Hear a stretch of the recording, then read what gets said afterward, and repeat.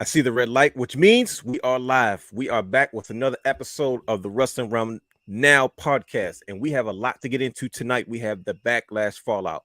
We have the tournament for the WWE World Heavyweight Championship, and guess what? We have the return of Brother Hugh himself right after this. Let's go. Houston, we have a problem. Yes!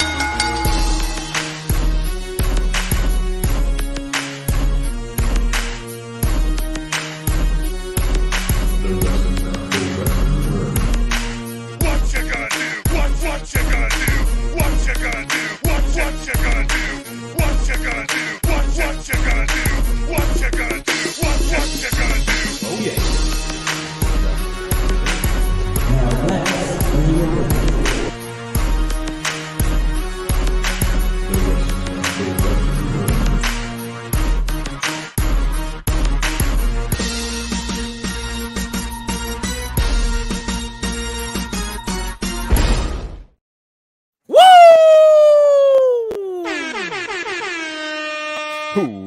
Welcome to the Wrestling Wrealm Now podcast, where we take a deeper dive into the world of professional wrestling. Now, you can watch all of our Wrestling Wrealm content anytime on youtube.com/The Wrestling Wrealm. I am your host, the realness himself, the real Dwayne Allen. He is your host, Brother Hugh, has the third H to the A to the S, T to the H to the E, 3 to the R to the D, back in the building. He is your host, Brian H. Waters, the Jack Daddy himself, and he is also your host, the Belt King, Brandon the Guy. You can follow us on all social media platforms, Instagram, Twitter, and Facebook at Wrestling Wrealm, 2 W's. Like, subscribe, and engage in a conversation with us. You can also stream and download all of our audio content on Anchor, Stitcher, Podbean, Pocket Cast, Apple Podcasts, Spotify, and Google Podcasts. And you can watch and subscribe to our Twitch channel at The Wrestling Wrealm. See how smooth that was? I just got all the way through that. You know what? I'm gonna keep going. I'm gonna just breeze right through it. Guess what? If you want to shop The Wrestling Wrealm, head over to WrestlingWrealm.com, where you can support the brand. You can be a part of the brand. You can get the famous, now proud wrestling fan t-shirts. You can get Wrestling Wrealm merchandise, the basic stuff, the new stuff. We got all kinds of stuff, including mugs, including hoodies, all types of stuff. Anything Wrestling Wrealm related, head over to WrestlingWrealm.com. We just released a brand new set of t-shirts. We have a lot of different things that you can get into. So if you want to support the brand and be a part, not to mention, look at this. This is something we just came up with. Our new Wrestling Wrealm merch for the fall and winter. Look, it dropped in 22, so it's available now. So head over to WrestlingWrealm.com, where you can find all of our Wrestling Wrealm merchandise. Not to mention, we ask you to subscribe to our Patreon channel at patreon.com/wrestling_realm for all exclusive bonus material and exclusive shows, not only by myself, Brian H. Waters, the real Dwayne Allen, and Brandon the Guy. We have a lot of content coming soon to our Patreon. You can subscribe for just as low as $1 a month. Head over to patreon.com/wrestling_realm to subscribe for all of our exclusive shows and bonus material. And guess what?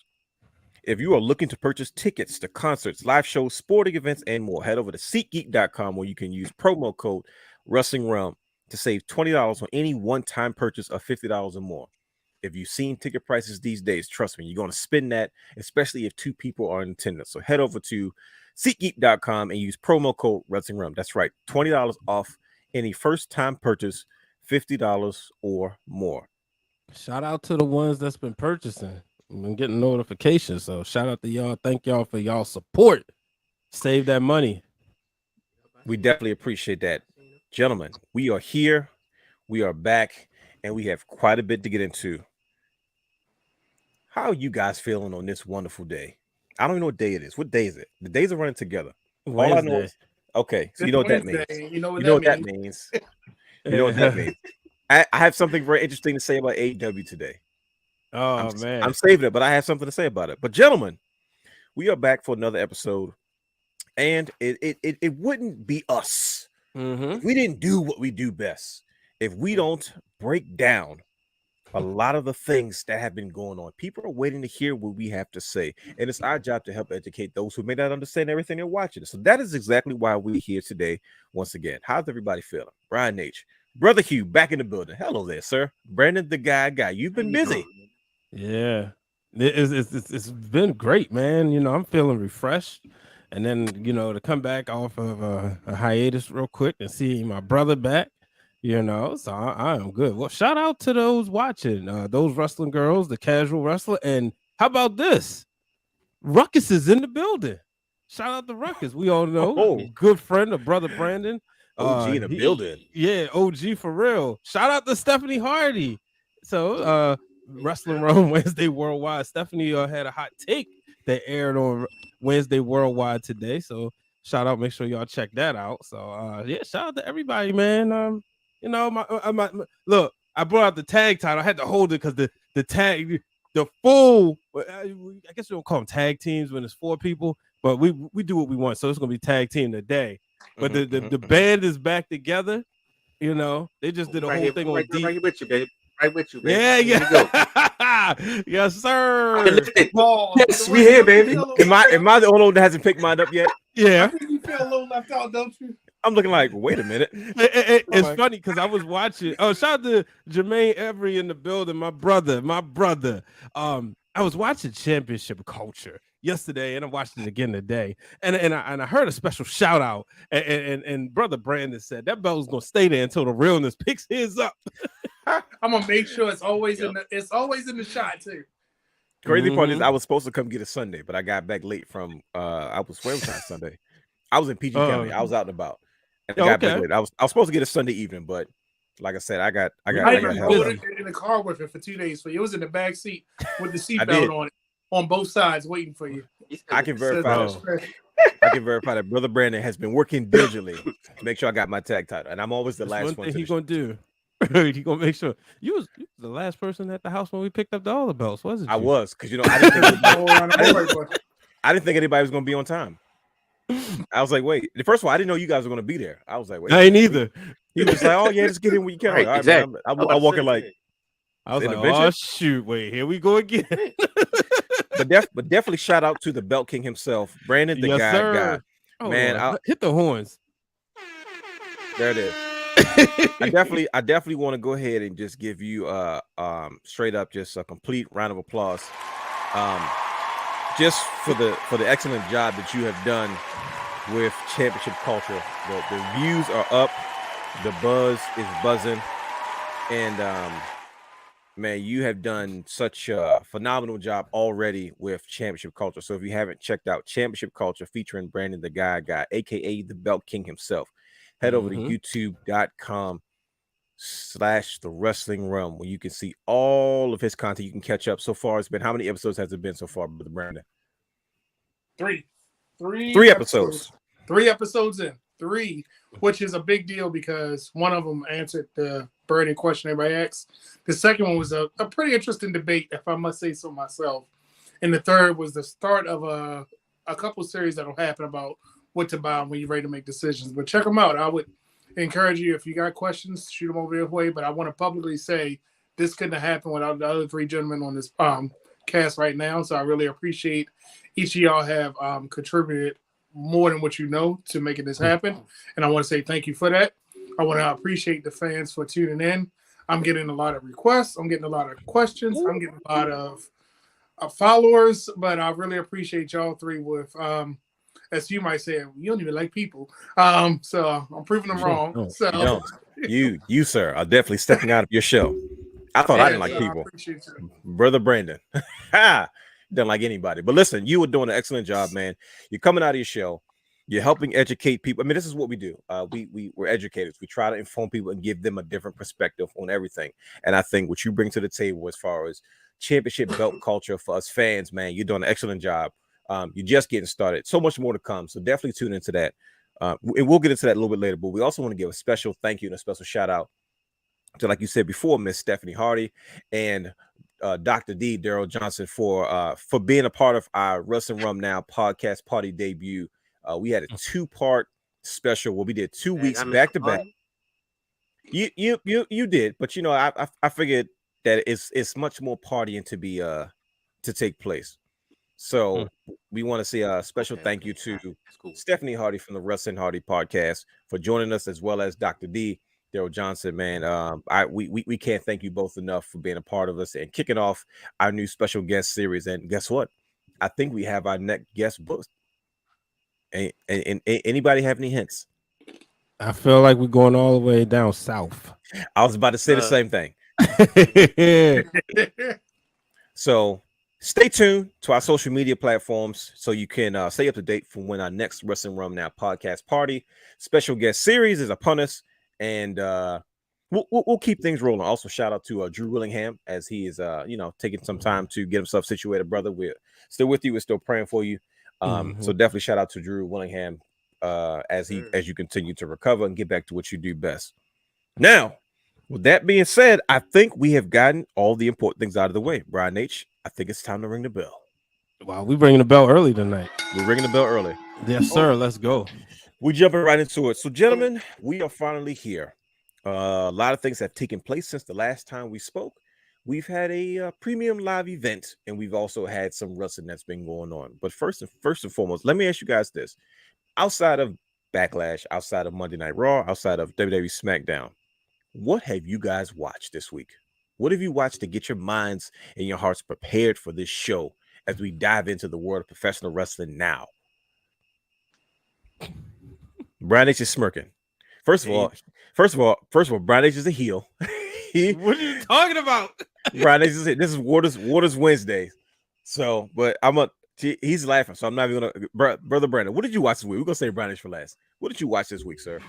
So I went back on Peacock and I tried to watch some of the old previous Backlash, and the one match I really was interested was the Shinsuke when he debuted, and I just wanted to see if he still had that oomph or if he was missing a step. Still the same Shinsuke, and part of the reason because yesterday Joe kept talking about Shinsuke and knowing before we were going to do that with the IWGP belt, I was like, let me go watch some Shinsuke, and I remember he was the focal point. And so now that I say this, y'all gonna remember it.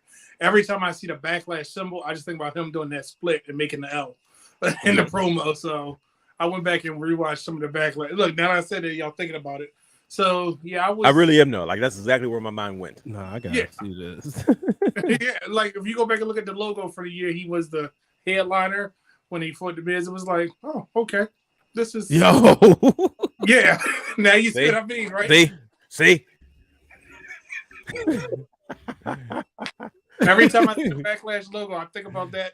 I was like, they really did a man like that. But hey, I went back to Backlash, so that was, and I always go back to my default one, but we're not going to talk about that. I'm gonna let Brother Hugh talk about what he watched. Brother Hugh, man, you've been absent, man, for good reason, for very good reason. And we are glad to have you back, sir. Yes, sir. What have you been getting into? You've been behind the scenes. It's not like you've been completely absent. You haven't been on the show with us per se, but you have been there, producing the shows and working everything that we've been doing for the past, I guess maybe 2 and 3 weeks now. But what have you been watching? Like, what did you watch this week to get yourself ready for this show? Hey, I found myself watching Survivor Series. I believe it's 2014. Of course, my man Dog Ziggler, he was the last guy to be eliminated. Well, he actually won the match for his team. But him and Seth Rollins came down to the last two, and they tore it up. Man. And it just got me thinking, like, hey, man, what would have happened if Ziggler really would have got that push he really needed? Or like if they would have kept pushing him instead of labeling him as injury prone. You keep saying this push, man. That guy's a Grand Slam champion, Brother Hugh. How much more of a push did he need? Man, like those title runs were whack though. Hey, but he's in the history books. He's a Grand Slam champion. Listen. I'm glad I give him that, but I want to see a nice lengthy title run, a good one. That was tough to do in the John. Yeah. Tough to do in the John Cena era. I think he had a better shot now than he did, but it's okay though, man. Yeah, it's and he had the NXT title under his belt too. Yeah, that was tough. Yeah, NXT. That was tough. Brian H. Hollywood. Oh, now you start. Here we go. Hollywood. Oh my goodness. What did you? Hold on. Wait a minute. Hollywood. Yeah. I had to hit you with that one real quick. Go ahead. What did you watch this week, sir? I watched some AEW All Access. Time out. I'm sorry. Hold on. Time out. Before you go into this, do you like AEW All Access? I actually do. Okay, all right. You continue, and I'm gonna save my comment till you finish. Go ahead, sir. Yeah, it's Here we go. sometimes better than the show. A lot of times better than the show. Okay. It's getting me a Mhm. different perspective. So, like for instance, Sammy Guevara, right? I'm like, all right, whatever. This dude, whatever. But like I'm watching the show, I'm like, all right, and even his lady. Well, I'm not sure if they're married or maybe they almost married. But Yeah, they married. before, okay, yeah, before she was just kind of like there. It's like, all right, what is she doing here? But now it's like I find myself rooting for her. And Now is that because of what you see from the show? yeah, absolutely. Okay, got it. All right. The Bucks, they political. They not giving me what I want. I want to know why. I want to know the dirt. We all know what happened in September. So I want to know why. I want their perspective. But no, we not getting that from them. Obviously the show is like Britt and Adam Cole, who I'm huge fans of. So I'll say this, it made me like Britt Baker more. Like I never disliked Britt Baker, but I was gonna say the same thing. I was gonna say the same thing, bro. yeah, Mhm. like I already knew how you always felt about her, but but the show, I'm like, you know what? And I think it was really when she said, "No, I don't want the belt." And Shivani, you really see like their dynamic, and he was like, "What do you mean you don't want the belt?" She was like, "Look, dealing with all the drama, all the people, the backstabbing. Look, let's just get the division over. I don't need the title." So it's like I have a different respect for her. Okay. Well, you know what? And I think shows like AEW All Access, it helps with that. You know what I mean? Yeah. Especially for their demographic. AEW's demographic is supposed to be, correct me if I'm wrong, an older demographic, right? And sometimes we relate to those television characters differently than, say, a kid would in a presentation that the WWE may give us when it comes to women's superstars, or I guess their way of producing non-scripted / reality television with like a Total Divas.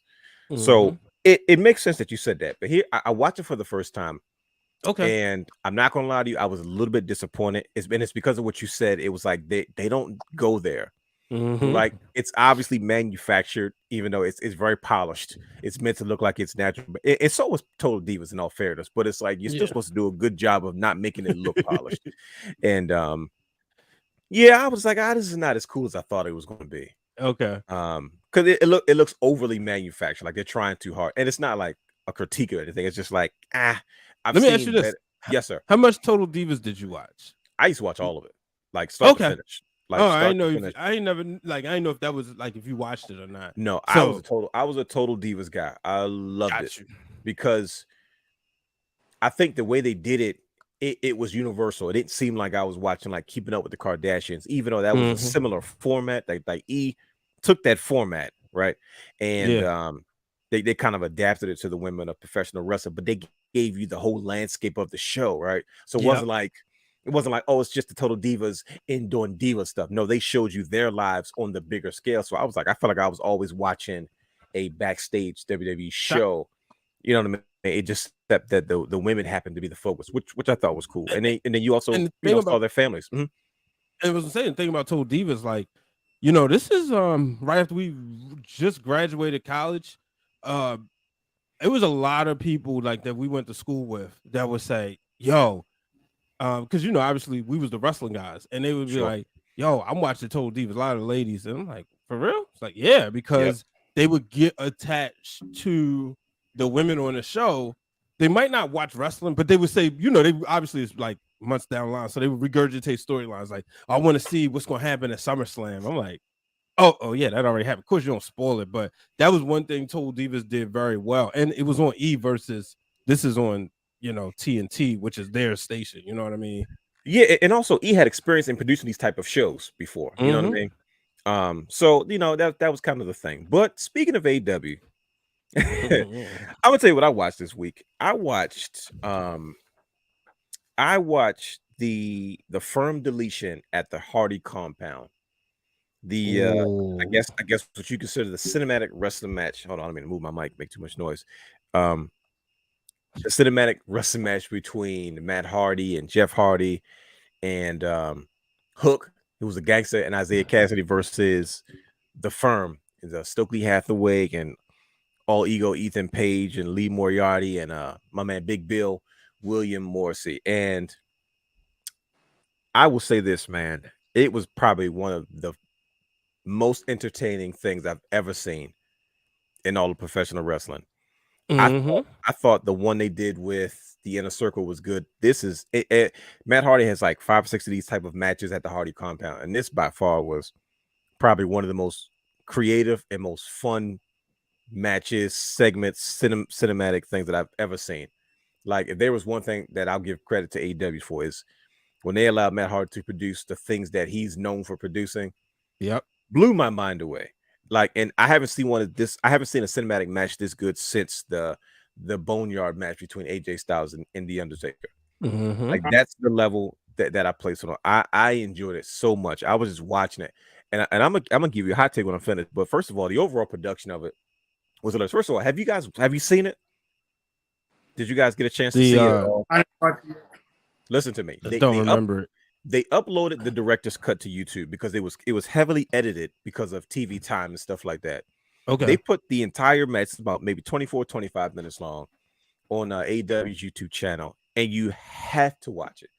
The MVP of that whole segment, match, whatever you want to call it, was Stokely Hathaway. Really?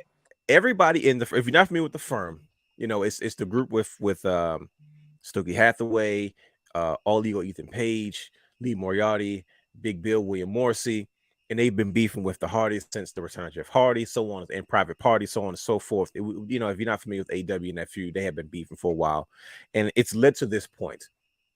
And I knew I was in for something hilarious the minute the match started. They were in the car riding to the Hardy compound, and all Ethan Page is starting to run his mouth. And the first thing Stokely Hathaway says, yeah, and I don't know who the heck his kids think they are. He starts talking trash about the Hardy babies. And I was like, I know for a fact that Stokely Hathaway is not beefing with Matt Hardy's kids. So they pull up to the front gate, and Ethan Page gets out, and he immediately starts like beating down the mailbox. Vanguard 1 comes out, the match starts, and it was just so well done. I'm glad that AEW didn't pretend to make it seem like they weren't there. Like in TNA and even in WWE, they tried to make it seem like this was something that was really taking place, and then we were seeing it from the viewer's lens, right? But AEW did this thing like, look, man, we're on location trying to film this foolishness. Like they knew as bizarre as the match was going to be, and they treated it that way. They had Caprice Coleman in the mix. He was one of the special guest referees. Man, I was blown away. Like Stokely Hathaway goes into the match. He gets jumped by Matt Hardy's kids. I believe it was Wolfgang. I believe it was Maxo. And like he goes to the movie theater. He's talking trash about his movie theater. His wife pulls up on him. Father-in-law, they hit him with a taser. The kids come out of nowhere, start jumping Stokely Hathaway. He's getting whooped by 3 Hardy babies. And then like they carry him out to this ring with a taser on a chair. They beat him up again, and then mother goes, okay, that's enough, Max. It's time for you to go to bed. Like, I was like, what am I watching right now? I mean, it was just, it was so great. I was blown away how entertaining. It reminded me of what AEW used to look like during the pandemic, when they were doing a lot, when they had to get really creative, and they gave us some of their best television. Like, I didn't appreciate it's like TNA all over again. Like you look back at what they did before, and it's like, man, I appreciate what, you know, how entertaining it was so much before. But man, I just had to say, like, it blew my mind. But Stokely Hathaway beef with Matt Hardy's kids was hilarious. Overall production of it, Jeff Hardy and Big Bill, William Morrissey, aka Big Cass, they need to have a feud. I need to see that match. I need to see more. Ooh. Isaiah Cassidy transforming into his alter ego and a lot of tongue-in-cheek jokes. I'm not even gonna, when you look at it and you watch it, you're gonna be like, oh yeah, they really did all that to say that. They let him loose, bruh. Oh my god, too much. It was too much. Okay, and I'm gonna check it out. Hook and Lee Moriarty. Moriarty, like, he was out there dressed like Bruce Lee, but him and Hook had a really good chemistry. And they took something that was from the mind of Matt Hardy, and they kind of made it their own. But they did a really good job with it. So I just had to. That's what I watched. Hardy gets it, man. I saw him tweet you. Man, listen, that's what I say. And I sat there, and I'm so lazy, but I'm gonna pull this up right now. Like, that's right there. See that? That's a tweet. I tweeted to Matt Hardy, and that's what he said back to me. Yep, he said thank you. I said, man, that was brilliant. Like, and I don't watch AEW's programming on a regular basis, but I was like, that it was brilliant. I said, man, listen, I said I need that level of entertainment for an entire show. Like, I get bits and pieces of it. I'm telling you, AEW's pulling me in a little bit. It really is. I'm telling you, I just can't get. It's still it's so hard for me to get invested in the whole show. But trust me, it really is getting there. You're not the only person to say that. I'm saying, man, it's starting to, like, they're starting to get it. And it's like, not that they didn't get it before, but for me personally, like, just all the familiar faces that are kind of showing up in the mix of the old and the new. House of Black is doing phenomenal. Then you have guys like Roderick Strong that fit into that, and it's a familiar face. And Adam Cole's back, of course. And I'm gonna say this right now, hot take. So get ready to clip this off too, Brian Nate. I said something a while ago in regards to 22. Yeah, good. 25-22. Everybody was talking about how everybody's on a Ricky Starks train, right? Oh, he's this, he's that. And it's no disrespect to Ricky Starks. I like Ricky Starks, but I wasn't seeing what everybody was saying about him.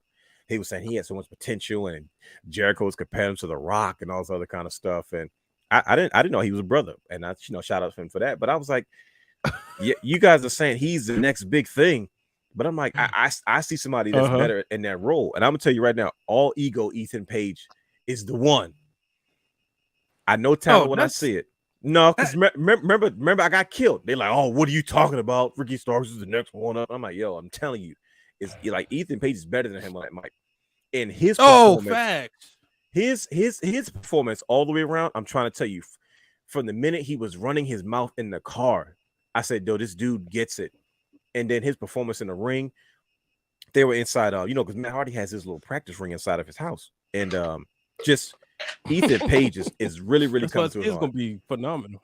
I'm telling you, and I told everybody. I said, I think he's gonna have he has a better upside than Ricky Starks. I think he has a chance to have a better career than him. And everybody's like, oh, because everybody's always drinking the Kool-Aid with the fans, what they think. But I don't care what fans think. I have Ricky Starks can get his fans behind him, and he can get them pumped up. But he can't. That's what I'm trying to say. But I'm like, be anything. He can work you. He can make a heel. He can work you, bro. Ethan Page is really good. I wish I had a real gunshot on here because y'all are firing the day. Woo! Listen to me. You know what, Dwayne? This is the and I'm not an anti-AEW. I just hate the fact that the pay-per-view will have you on level 10, and then that Wednesday no follow-up level 1. Yeah, and you're like, how is where's it? Where's the momentum at? Yeah, like you had all of this, and I keep thinking about when Brian said, after the champion win, that's what I want to see. You don't start to show up the champion. We don't see him for 2 weeks. I don't care. Like I'm like, oh, it just momentum. Lets me down because it can be good because pay-per-view and like even with the John Moxley and what you call a match man advertised as a steel cage, I didn't want to see it, and the only reason I didn't want to see it because I don't want Moxley to bleed again. And he bled. He bled. Yeah, and I'm like, I feel like I need to have a count and be like, let's see how long it can be before Moxley bleeds. And I was like, oh, here, and I was like, I don't even want to watch this match, but I know the pay-per-view is going to be. Leave my man Moxley alone, man. Y'all keep talking about Moxley. Leave him alone. Brother Hugh, I'm gonna tell you right now. You know what you can guarantee about Moxley, Brother Hugh, is that I know he got his shots up to date. As much as he bleeds, bro, tetanus, hepatitis, everything. Because he just foreign objects everywhere. I'm like, yep. I know he's healthy because he's not gonna be that clear to bleed that much if he was. Him and Ric Flair, and sometimes Cody. But that's one of the quotes I remember as a child. You know how like adults would stand around and talk wrestling, and like you could get in that conversation because it was safe, right? I remember my Aunt Shirley, the mother of my long time ago co-host. She said one thing about Dusty Rhodes, he gonna bleed. You gonna turn on a Dusty Rhodes match, and he gonna bleed a lot. And sure enough, like and I might have been like 5 or 6. And it seemed like every time I would turn on an old clip of Dusty or even Dustin early in the days, you would see him bleeding. That's how Moxley is. That bleach blonde hair and blood everywhere. No, you're absolutely right. How about Brock Lesnar? I was about to say, he did the hard way. Yeah, straight up. I'm talking about like a champ. He went face first. I said, okay. They said it wasn't no blades. It was give it to me. He went. That was some straight type. That's the stuff that Corey Graves is always talking about, like that alpha male stuff. He probably wasn't even phased by it, but if Brock Lesnar is working that hard and having that much fun, WWE's making that much more money. Yep. Because we didn't see him every pay-per-view, and he gonna be on the next one too. Remember he used to be part-time. It don't seem like it. Nope. He had more now without a title than he was when he was a champion. That's Brock Lesnar with no mouthpiece. That's his impact. But we'll save that. But I just had to put that out there. Like, I don't say too many nice things about AEW, but I'm telling you, man, it's pulling me in a little bit, man. They, it's working, man. Like I'm trying to get invested, man. The Blackpool Combat Club, genius. Daniel Bryan he does no wrong. Like I know we joked about it the other day, but we said, since when is Daniel Bryan the mouthpiece of a faction? Like, he's like the manager wrestling worldwide. Of course, he has to slow down because of his concussions and stuff. But it's like, why is he the personality of the group out of all people? And he is doing, man. Because on paper, this group is not supposed to be good. They just supposed to be like, they're not supposed to entertain. Let me get correct myself. You're absolutely right. Them four people should not work together. They're not in no supposed way, to entertain. shape, or form should they ever be a team whatsoever. Like, you're like, why is this okay? Why is this? How did this become a happy accident? Like, how the heck did this happen? It's even, and it's like, and it seems to me they're way more like unhinged without Regal. You know what I mean? Yeah. And it's just like they're just so much more like street. Like they and just school, man. Remember, he said it. He went to finish the school in WWE. You're absolutely right. And then once again, the promos, man. AEW does an excellent job with their promo packages. Like, that's how they pull me in. I'm like, I'm not watching this. It's a disappointment. But then I watch a promo package and I'm like, oh, that was actually pretty good. I'm like, all right. I literally went to No, go ahead. My bad. Go ahead. No, you good. I was about to say, like, I was on YouTube, their YouTube channel. They do their little preview segments on their YouTube channel, which is very, very smart. Like, they do like a little mini show, and they kind of just throw all the promos out for what's coming up. And I was like, and it catches me up on what I've missed, because I have a hard time getting through a whole show. So I love that they give me those segments, because it's enough for me to go, well, okay, let me just stick it out next time. And I think that's kind of what happened. And I was like, man, and of course, anything Daniel Bryan related, I think Cesaro was doing excellent. And if you notice, I'm not calling him by their stage names now. Like, he's always Daniel Bryan. He's always gonna be Cesaro. I might call him Claudio. Absolutely. It's grown on me. But man, even Moxley in this form, I think it fits him so much more organically. You know what I mean? Like, hey, I'm in this group of guys that we're professionals, and I'm like, oh, okay, this makes sense. And then you got Wheeler Yuta. You always got to have a young boy in the group. So like, I want to see the Blackpool Combat Club versus the Hurt Business. Like, that's how good I think they really are. Ooh, that would be a fight. But remember, Daniel Bryan said, "I'm the best wrestler in the world, and if I'm not, it's one of these men behind me." I was like, he went at Bret Hart neck last week. When he said, "Bro, what you doing?" And all I said was, "He ain't lying." I mean, if you think about it, I was like, "It's like coming to America." He ain't lying. He ain't lying. He's shooting some facts. I ain't ready to admit that, but yeah, I don't think anybody's ready to have that conversation yet. But nope, I refuse to, because I'm forced to deal with truth that I don't want to deal with. Right, I'm not ready. Yeah, it's not time for that. But speaking of truth, good brothers, we are fresh off WWE Backlash in Puerto Rico. I can't say it with a accent, like it's not rolling. Puerto Rico. Nope, it's not coming out. But there it is. Brother Hugh has it. This is why he's back, ladies and gentlemen. Brother Hugh is back. We needed that. There it is. Thank you. This is why we're a great team. Everybody knows their cues. This on just won't fire right now. Backlash, man. Wow, Cali, man.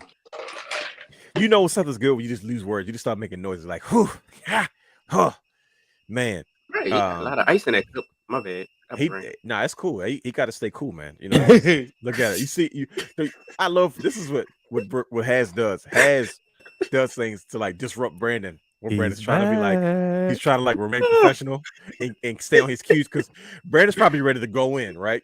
Like he's ready to be all into. I'm gonna save it for the Backlash review. It'll be on the Rome After Dark. He knows it's coming though. That's the crazy part. And then here goes Brother Hugh. Like, just always got to break the ice. But gentlemen, probably the greatest Backlash ever created, ever produced. And Brother Hugh was I was tweeting in a group. I was texting in a group, and shout out to Nando's Championship Wrestling Reviews. I was texting the group chat, and I look up and like half my texts were like quotes that were tweeted out, and I was like, oh yeah, I probably should have tweeted these out. And I said something about I said there's no better show than a Triple H produced WWE show. And and he just proved it. Backlash was absolutely record breaking for a lot of different reasons. it was such a different twist from what we're used to, taking taking Backlash outside the country into U.S. territory, still in Puerto Rico, but still having what we usually would consider almost a B pay-per-view. Because, at one point, this was considered like WrestleMania Backlash. It was like the rubber match for WrestleMania, especially during the pandemic era. But Facts. Triple H gave us something completely different. And before we talk about all the records that we broke, Brian H., what did you think of this year's Backlash? Man, WWE been hitting home runs. Now, when you say home runs, you're a baseball guy, so is Brother Hugh. Mhm. What level of home runs are they hitting at this moment? Every pay-per-view I've left satisfied. Whoa, I'm gonna take y'all back. WWE. Yeah, 2001, and I hope I don't curse myself. After WrestleMania 17, me and Brother Brandon was on the phone, and the guy was like, "Yo, WWE, they 3 for 3. Royal Rumble was good that year. No Way Out, WrestleMania. Then Backlash came, and boy, did they hit a nosedive because that joint was terrible. So I'm hoping I don't have that same effect. But I think it was Kaz put on Twitter like rank the top, like rank all of them, right? And they split like night 1, night 2, and of course, like night 2 of WrestleMania for me was everything. Like it was. I know most people like night 1 better, but for me it was like WrestleMania night 2, Backlash, WrestleMania night 1, and those are interchangeable. Royal Rumble, the Elimination Chamber. And Elimination Chamber, I mean, I'm looking at these crowds was hot for every last one of these shows. So not only were like, did they translate well on TV, but they left you feeling emotional in some way, shape, or form. You feel me? Royal Rumble because of what happened with Sammy and Roman and KO. Elimination Chamber because the Sammy and WrestleMania is WrestleMania, but Backlash to see with Bad Bunny, Zelina Vega, and Cody and Brock. You know what I mean? Not to mention Bianca and EO.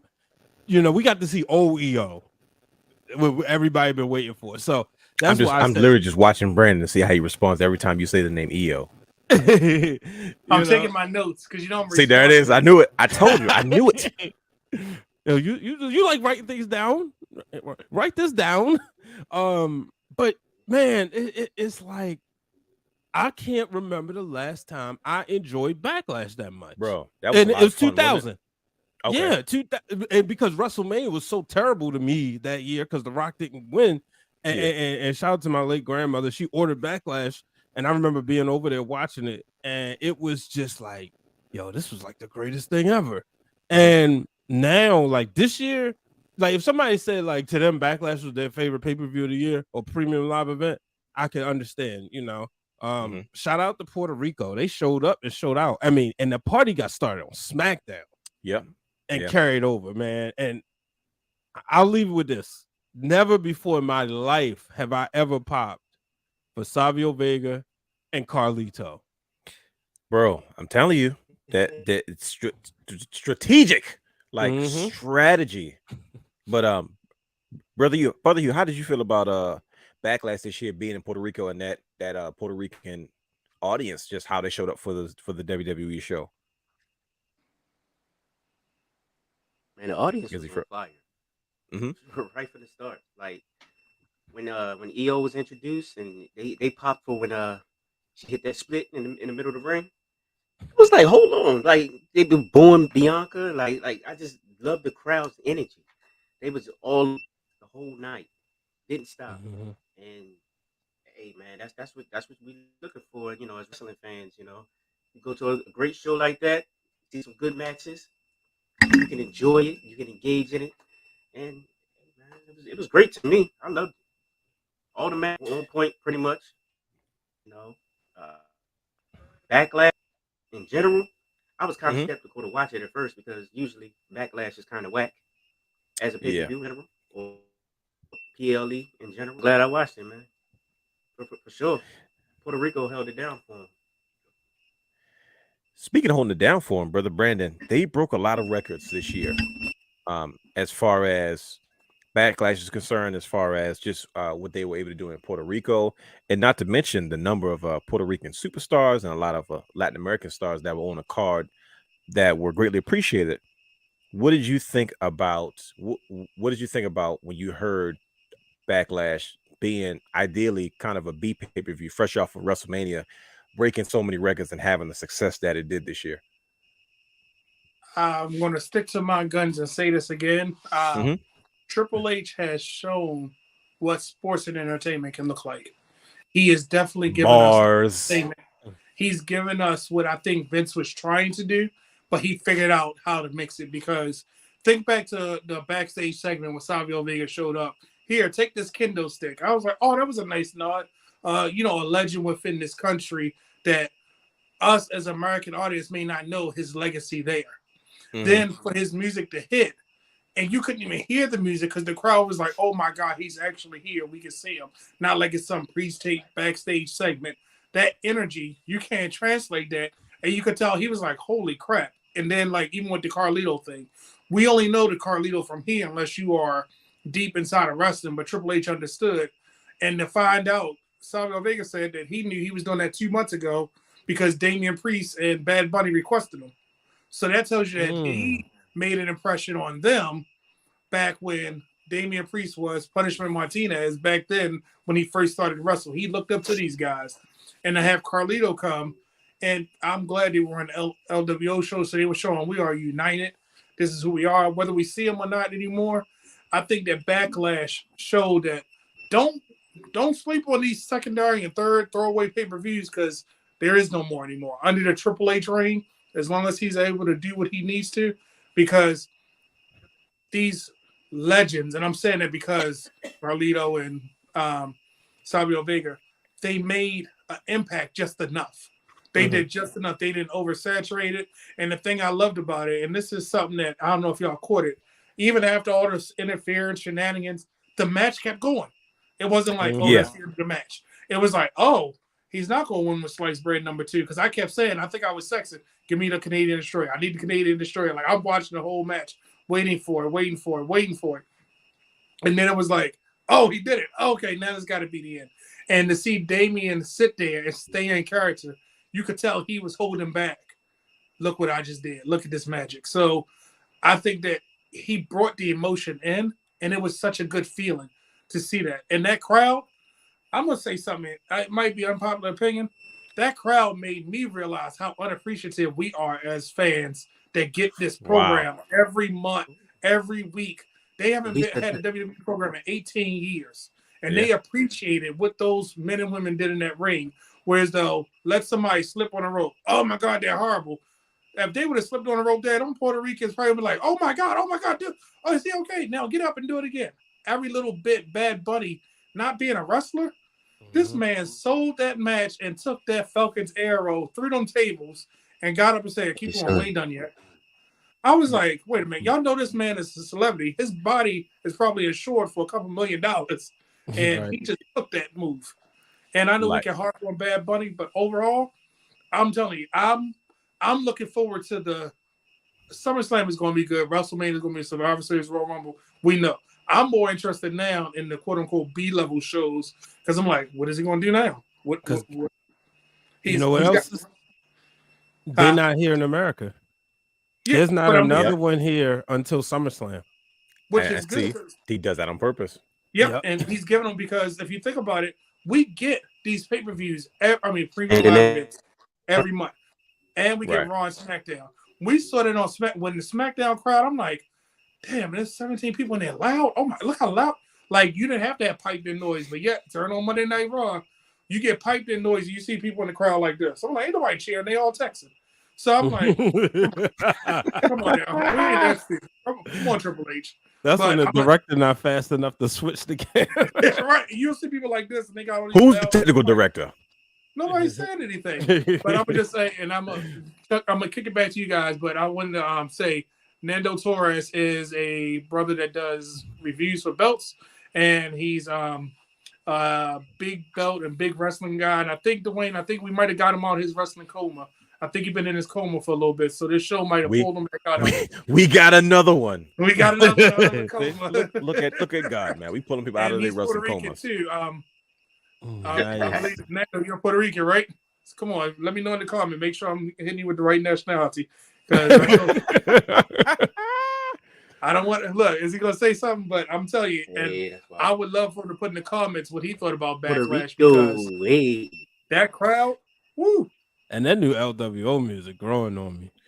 You notice that too? I'm like, I wasn't feeling it at first, but because at first I wanted the old school, because I remember when Brother Hugh came to school singing that joint, the old LWO music. So I was like, man, I want that, but this one growing on me. Yeah, it's you know what it is? I think because they're more entertaining, and they're the only faction that keeps losing, but I'm still wanting to see them. Like, you know, like, that's how Triple H has people booked these days. It's like an LA night. Like, no matter, like, it's to the point where you could take your enhancement talent, and if they lose a match, they've done the honors, but it doesn't make them look bad or weak.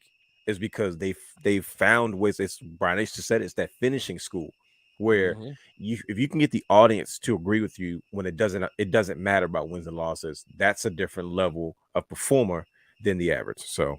And something else about Backlash, we had 7 matches on this card. 1 was a celebrity match, and 2 were women matches, right? The crazy part is, I saw 6 5-star matches on that night.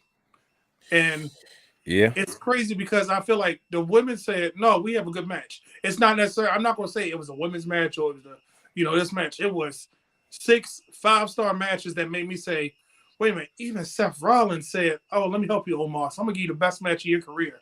And I'm like, how did Seth do? If that man don't get that world title, Triple H, I'm going to lose faith in you. Seth give is him that the world good. title. Just get here. Just have it. But speaking of faith in Triple H, that's the one thing I'm learning to kind of have in when it comes to him is I'm learning to trust his style of booking, because you said something that was crucial to the conversation, Brother Brandon, is that I'm so not used to Triple H's approach to booking shows that I'm still programmed for the Vince way. So it's like he does certain things to make me go, oh, wow, that does make sense. Oh, I didn't see it that way. Or I wasn't expecting that. It's because I'm still programmed to look at like, okay, all right, WrestleMania, Backlash, you're going to take a break and give us a little bit. But it's like we should have learned from the Royal Rumble that Triple H is going to take every opportunity to move things forward. Is because I know that's kind of his philosophy. That's always been the thing that he complained about, even when he was wrestling, coming up in the new gen era. It's always been about progressing, moving things forward. And it's like what you said in regards to these, what we consider B pay-per-views or these side pay-per-views, and not one of the major fours, that you have to pay attention to them now. It's because even if it's minute, it's going to either move a story along, start a story, or continue a story. And it's important that, like, we saw Brock versus Cody, and it seemed like it was, anytime you have a match that seems like it was unfinished, it's like, okay, well, clearly this isn't the end of this. This is just the beginning, where some stories are ending, some stories are just beginning. And that's what I'm having to become accustomed to Triple H. But one thing about Triple H also is that he shows so much respect as a historian to the hotbeds of wrestling. Like, think about it. When they went to the United Kingdom, when they went to Wales, they went to Cardiff, Wales, they wanted to make sure they showed respect to that lineage of professional wrestling, right?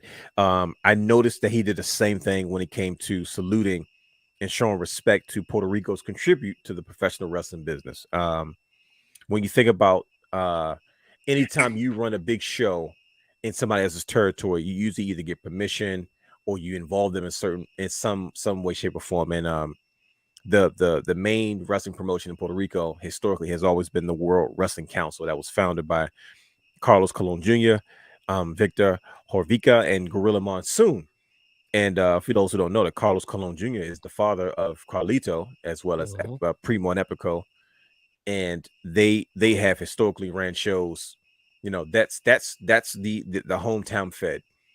And the fact that Triple H had enough respect to include someone like Carlito and have the involvement of someone like Zelina to get her opportunity to be in the ring and be with her family, and kind of that's the best I've seen her look in a long time. And there's no disrespect to her. It's that I haven't seen her been given that amount of time before, as well as Damian Priest and Bad Bunny, and like I said, Savio Vega. Savio Vega was like he's almost has like a cult following. You know what I mean? He's one of our new gen favorites from those days. But if he shows up at Raw 30, he may not be that big of a deal compared to Kevin Nash showing up or Scott Hall showing up, rest in peace, or Sean Waltman. But him being in Puerto Rico, it just made that, like, I thought seeing him early in the night was special, but the fact that he came out there in his vest and his Los Barriquas, and I was like, and then he was involved. He still got the same throw punch. I said, Savio still has it, man. It was their involvement. Kick. I said, yep, he was amped. He said, bro, I got that to me was like a love letter and a tribute to Puerto Rico's contribution to the wrestling business as a whole. So that's something that, with Triple H being a historian, I was happy to see that he was able to do that. And those are the things that stood out to me the most when I said, man, he's done a lot of things to show respect to where he is instead of just running the town, taking the money and keeping it moving. Like he's doing him a favor for bringing WWE to the show, because that's how Vince McMahon carried it a lot of times. And did you notice how many people got on WWE paraphernalia? How many belts was there? They saw a lot of stuff. Listen, I'm glad you mentioned that, because Backlash broke some records. I'm gonna read this off as we move forward, but it says the viewership of Backlash saw a 28% increase versus the record set in 2022. Said the event featured Bad Bunny, which was the most streamed music artist in the world. He marked the largest gate for any WWE event held in Puerto Rico, and the largest gate in the history of Backlash. That's one. It said more than 34,800 fans descended on San Juan, Puerto Rico, for back-to-back sellout nights for SmackDown and Backlash. It also marked the most social Backlash of all time, led by 40 million views of the San Juan street fight featuring Bad Bunny and Damian Priest. And the hashtag WWE Backlash was accompanied by a Bad Bunny emoji that trended #1 across the entire evening of sports. It also says that what you were talking about, Brother Brandon, that Backlash broke merchandise and sponsorship records as the first ever WWE event under the expanded partnership with Fanatics, overseeing the on-site event and retail experience. Everybody knows Fanatics does everybody's sports merchandise, and now they partner with WWE. And for them to be on site, to have a retail experience was ridiculous. It says that the top selling items included a WWE Backlash and LWO Puerto Rico t-shirts. Come on, man. Sponsorship revenue surpassed any Backlash event in history, breaking last year's record with a 98% year-on-year increase through partnerships with Netflix Fubar, Mike's Hard Lemonade, and Xfinity. Unfreaking real. I mean, needless to say, it's obvious that WWE did an amazing job. Triple H did an amazing job with. I know we were kind of all skeptical, like, well, why is he, putting the show? Taking an event like Backlash as a premium live event and putting it in Puerto Rico, but brothers, I think it's clear now.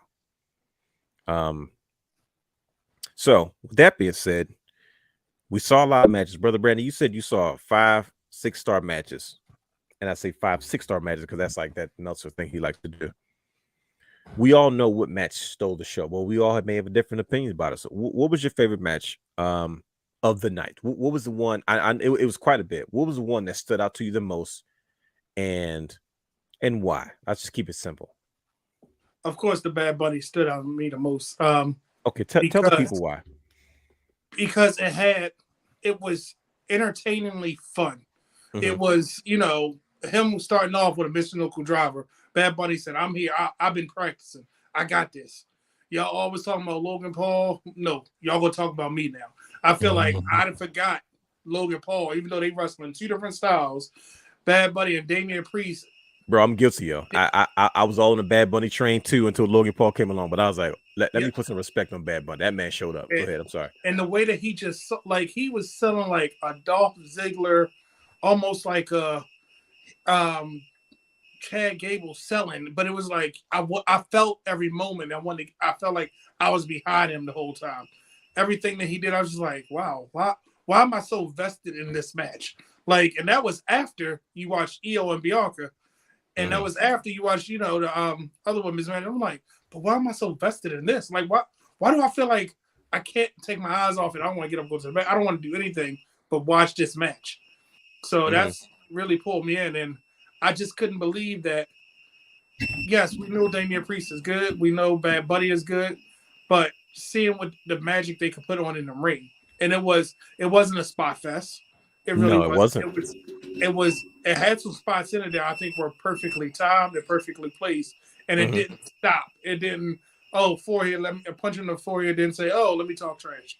Oh, let me do that and talk trash. Nope, it was a good pacing of the match. Yeah. Brian H., what was Yes, what was your favorite match of Backlash? What was the one that kind of caught your attention the most? Man, immediately Bianca and Io. Right out the gate, huh? Right out of the gate. Only thing, like, if I had to complain, it would be the ending. I just didn't feel like. No, wait a minute now. The ending. Mm-hmm. What? Let me ask you this: what part of the ending kind of perturbed you the most? What was the part that kind of threw it off for you? If Bailey and Dakota Kai wasn't gonna get knocked over or wasn't gonna get sent back, I just felt it just looked weird to me. And I'm just watching Io get pinned, and that's literally me nitpicking.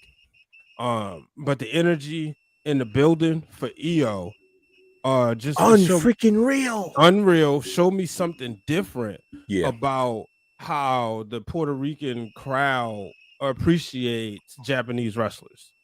Who knew? Right, exactly. And I know a lot of people say, oh, with Bianca, the day before 400 reigns, 400 days, that was amazing. But just watching like her in that moment go almost like, okay, well, fine, I'll do some heelish tactics. Bro. I'll start making heels face. Kind of reminds you of a match that happened, the greatest WrestleMania match, WrestleMania 18. I just saw Brandon's face like, what did you just say? But just the professionalism, right? And we've seen Io and Bianca do their thing. Right. If you've been watching, like if you watched them on NXT, and then shout out to Justin Rich. I think it was Justin Luciendo reminded me it was in reverse at the time where Io was the face and Bianca was the heel. So we know Bianca can work a heel, it's obviously it's too much money on the table right now, and that's what a lot of people probably don't understand for what she means to little girls and what she understands what she means to little girls. Like that's something like she respects and appreciates the fact that little girls look up to her. But overall, man, that match right there, just to watch them go at it, and it's like that's how you start the show. You want to get somebody, a crowd that hot. They've been waiting for 18 years, and man, did they come out the gate screaming. And I just thought real quick, SmackDown, just like I said earlier, just to get the party started, SmackDown did a phenomenal job. No, I mean, you definitely want your go home show to kind of set you up for what's to come. And I think I wasn't even watching SmackDown. Okay. Right? I kept hearing a buzz, like my phone was going off. Everybody kept saying, man, this crowd is hot. And I'm like, let me turn it on. And I saw it. I didn't realize they were even in Puerto Rico at the time. Oh, I was okay. like, you know what I mean? I was like, oh shoot, I guess they are about to have this, this is about to go down. But yeah, man, I couldn't agree with you more. But Brother Hugh, you got a chance to see the pay-per-view. Overall, although a premium live event, we got to use Santa because we're old dogs. What was your favorite part about the event, or what was your favorite match for this year's Backlash in Puerto Rico? My favorite part of the event was pretty much all the Puerto Ricans being shown love. Like Zelina Vega. Okay. Man. Yeah. I almost cried for her, man. Like, I love that for her. Like, I was impressed with that for her. And she put on a great match against Rhea. I was okay, all right. I was expecting the squash. I'm not gonna lie, but like you said, I was. Were you expecting to see Aleister Black in the crowd with her family? Good. Were you expecting to see Aleister Black in the crowd with her family? Loki, yeah. For him. Yeah. Okay. I was looking for him. I was like, did I see him? Where's Malachi? Yeah. I thought he'd be in the back. I ain't gonna lie. I was like, he in the back. Yeah, I kept thinking, I was like, he's gonna be in the back. He ain't gonna run the risk of people posting him in the crowd. Yeah, WWE wouldn't have shown him, but people would have been posting pictures. Bingo. Black, look, AEW star in WWE. He's ready to breach his contract and come back. No, but starting all the rumors. No, but the main event should have been that Bad Bunny match. That was my next question for you, brothers. I was a lot of people had a lot to say about that. I'm glad it's a great segue, Brother Hugh. I told you this team's on fire. A lot of people said, like, well, wait a minute. Like, I'm not even gonna lie to you. I watched it and I was like, wait a minute, it's not the end of the night. there was Yep, more I felt wrestling. like that was it. After that match, I said, "Oh, wait a minute, there's more." It was like I was relieved, like, oh wow, the show's not over. But I was like, who the heck wants to follow that? Do you feel like Brian H. that should have closed the show? When I even before, like, just knowing Bad Bunny is the biggest star, like biggest music star in the world, at least one of them, right? Yep. I was like automatically, yeah. There's always talks about like Lawrence Taylor and Bam Bam Bigelow closing WrestleMania 11, and I'll admit, at 9 years old, I didn't know the magnitude of Lawrence Taylor. Like, I didn't realize that till I got more into sports. Like, oh wait, that was a huge deal. Yeah. So it made sense, right? Mm-hmm. I understand from what I hear, rumor and innuendo, so we'll put that tag on it, was that Bad Bunny didn't want to close the show because he didn't want to divide the audience, knowing that a lot of Puerto Ricans would be getting ready to watch the Canelo fight. Okay. And I'm like, all right, that makes sense. That would make sense if that's true. Yeah. So I was like, yeah, that's what I heard. That's the reason why he didn't close the show, because he didn't want to, divide the audience. And but overall, I thought it should have. But then again, Brock Lesnar and Cody, that's what you're gonna be building. You've kind of built Monday Night Raw around that since WrestleMania, so it made sense for that to close the show. Yeah, I probably agree. Like I said, I don't disagree. I was happy. It didn't water down anything that followed it, but it definitely was. I had a lot of fun watching that match, even with all the shenanigans and interferences. I didn't know how it was going to kind of transpire, how it was going to go down, but the way that it did go down, I was like, man, this was really, really good. And I remember watching it, and Carlito's music hit, and I froze. I didn't know what was going on. I was like, wait, whose music is that? And I'm like, and I literally, it didn't hit me, and I was like, holy crap, it's Carlito.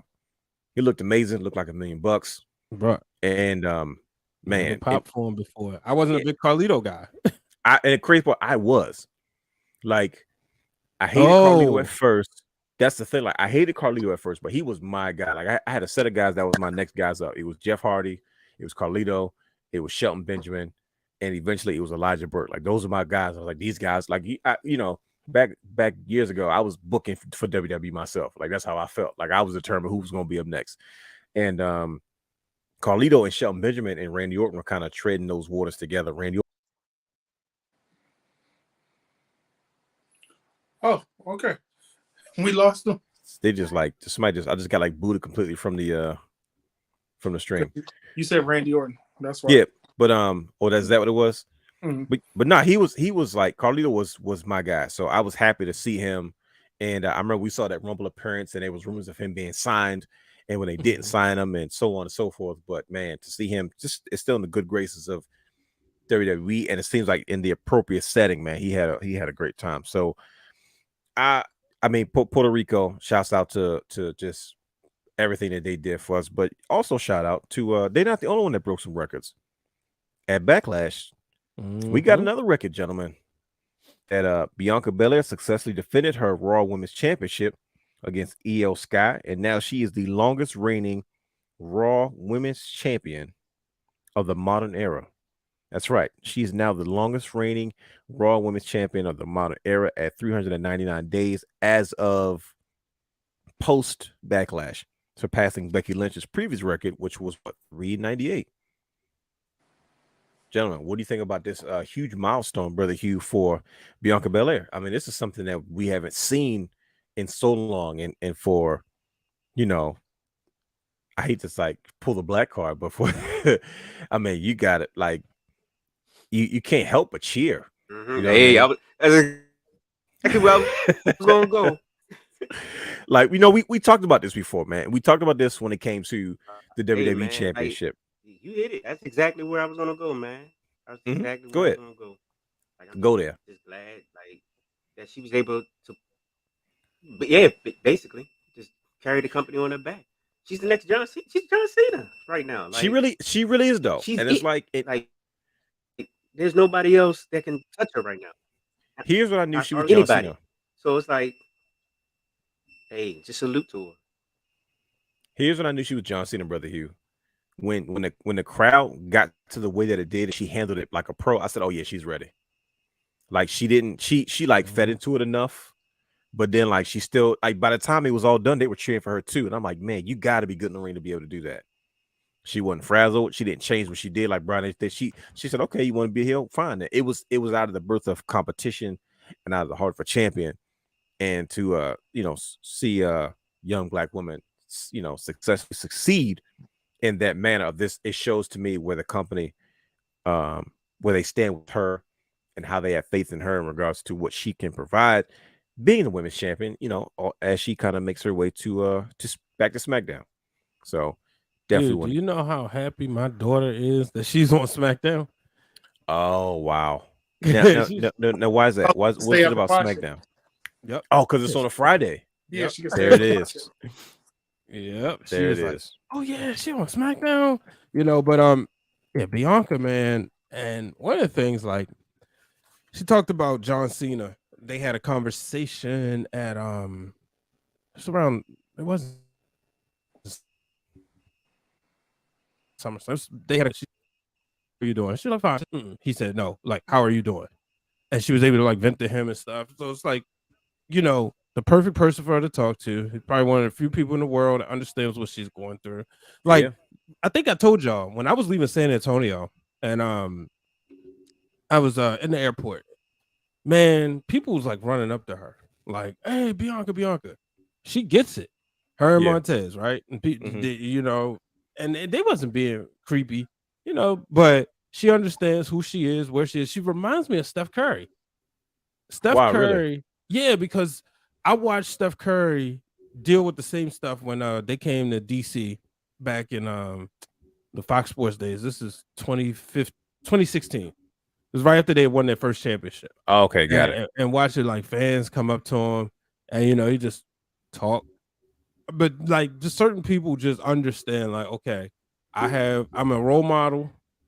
I have this effect on people, and it's my job to, be nice, and I've seen it multiple times with her, just being the big force of people, right. Shout out to her, shout out to her parents. You see the love and support that she has with her family and her husband. Stephanie Hardy said earlier she wishes their show was on E versus it being on Hulu. But that's gonna be exciting, So, but yeah, to see her do 400 days, and this is again, like, people hate long title reigns. I'm loving them, I'm loving them. All the titles ain't got to have long reigns, but her, obviously Roman and Gunther, this is fun, man. They look like champions. And I think that's what it was about at the end of the day, right? It was about Triple H trying to put emphasis on who was holding the title, not just passing the title along. Like, okay, well, now you're important because you got it. It's making these titles seem very, very, very, very prestigious for a reason, right? But yeah, definitely shout out to her. I don't mean no disrespect to Montez Ford. And I'm gonna leave it at that. Yeah, man. Anyways, moving on. Well, we gotta move on from Backlash, because after Backlash, we have Monday Night Raw, and we get the beginning of the World Heavyweight Championship tournament. Now, we know Vince McMahon doesn't like tournaments, so I'm assuming Triple H did this on purpose just to piss him off, and I love every last bit of it. We have a select group of superstars. I know a lot of people were confused with the selection of the superstars in regards to some of them were, SmackDown guys, but I think I guess I don't know how they're doing it. It doesn't have to make sense. It's professional wrestling. But here's where we are.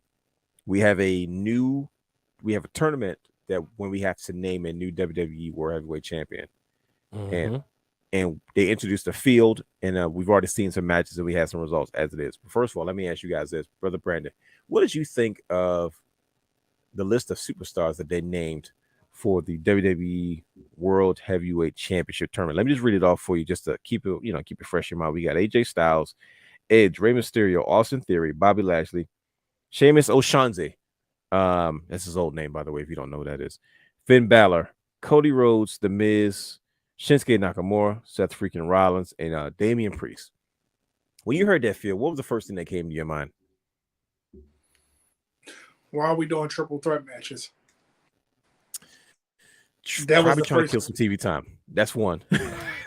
But if you think about it, when is Night of Champions? I don't know. When is Night of Champions? I just know it's in. Is it in Saudi end of Arabia? the month. Is it in Saudi Arabia or is it in Jeddah? No, I'm just saying, when is it? It's the end of the month, right? End of the month. Mhm. We got at least 2 more Raws before then, right? Okay. Mhm. So I'm not saying draw it out, but you could have had the first round, then the second round, then it ends right before, because Triple H is about to do something different. Once Seth and Edge, he gonna relive that rivalry.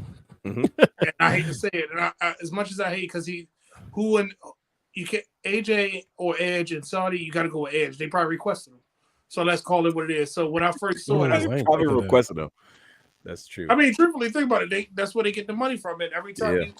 you see it. That's why certain stars come back for it, because who's going The to turn on Prince- that paycheck? But that's the something Prince different. kicks that money out. Yep. And when I saw it, I said, "Oh man, these are going to be some great matches." So the 27th, thank you, Dylan. It's going to be some great matches, and they were that triple threat match, because I kept saying, "All right, is Brock going to interfere so Cody can finish his story?" Because Cody ran off at Backlash and was like, "Oh look, I got the quick win. Yeah, I beat the." You know you can't beat Brock Lesnar like that. You knew that. So I was a little worried, because I said, please just let Seth win. Just let Seth win. But I was still kind of in the back of my mind rooting for Shinsuke. You know what I mean? Because I was like, I kind of want. You see, he tried to build Shinsuke back up, but we're gonna put Shinsuke in another program, which is fine.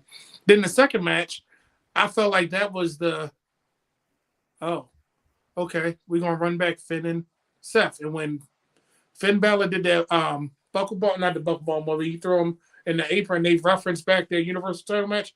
I said Triple H is going deep. Isn't he? He's all the feels. He said, "Oh, we're gonna run this match back, put it on commentary to remind the people that this is not the first time these guys have wrestled, because in the Vince McMahon era, we would act like this is the first time. Oh my God, it's a major match. We're gonna have Finn Balor but they have so much history together. That's why I said I feel like it was a little rushed, because we could have built that match up for next week and really put some substance behind it. I just hate when they do tournaments and then another one at the end. And I feel like it's always, I don't want to say it cheapens it, but I feel like I didn't have a chance to enjoy the match as much. Now it's obvious to what you said. They seem like they're on a time crunch just a little bit, right? Mm-hmm. With that being said, Brother Hugh, who's supposed to win this tournament? That's right, putting you on the spot, like on the record. Who was supposed to win this tournament?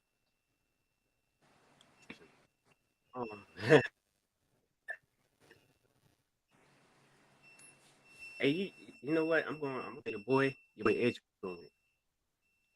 Now it's off the wall, right? Yeah, a little bit. I have no reason for it. I just think for some reason that Do you think that Edge brings credibility to the tournament because of his kind of history with the World Heavyweight Championship? He's one of the superstars that we kind of grossly associate with that World Heavyweight Championship that made it important. Do you think that has a lot to do with why he's kind of involved? Like out of respect, like if anybody deserves to be in this tournament, it's got to be Edge.